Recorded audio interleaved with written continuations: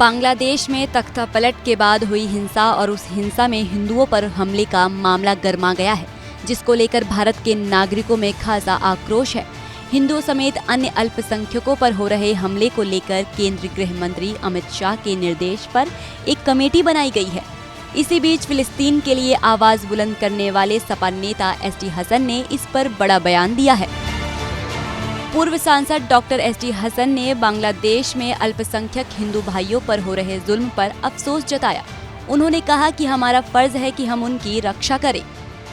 हम अपनी सरकार से आपके माध्यम से डिमांड करते हैं कि यूएन में मसला इमरजेंसी के हिसाब से उठाएं और यूएन को इस बात के लिए बाध्य करें कि वहाँ पे पीस कीपिंग फोर्सेस जाएं और उन गरीब हिंदुओं को, परेशान हिंदुओं को बचाएं वहाँ से। सपा नेता ने ये भी मांग की कि भारत सरकार को ये मामला यूएनओ में उठाना चाहिए ताकि वहाँ शांति सेना भेजी जाए। तो हमारा ये इतिहास पहले भी रहा है कि जब बांग्लादेश ईस्ट पाकिस्तान हुआ करता था 1971 में और इन लोगों के ऊपर बहुत जुल्म हुआ था, तो उस वक्त की prime minister Mrs Indira Gandhi ने मुक्ति वाहिनी, जो बांग्लादेश की एक वाहिनी बनी थी आज़ादी के लिए, उसको सपोर्ट करने के लिए इंडियन आर्मी को उतारा था और पीस कीपिंग फोर्स भेजी थी। हमें भी वही काम अब करना चाहिए, हमें हिम्मत जुटानी चाहिए।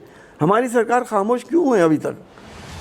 साथ ही साथ एसटी हसन ने मामले को लेकर भारत सरकार की चुप्पी पर सवाल उठाए। उन्होंने पूर्व पीएम इंदिरा गांधी का उदाहरण देते हुए कहा कि सरकार हिंदुओं की रक्षा के लिए भारतीय सेना बांग्लादेश भेजे।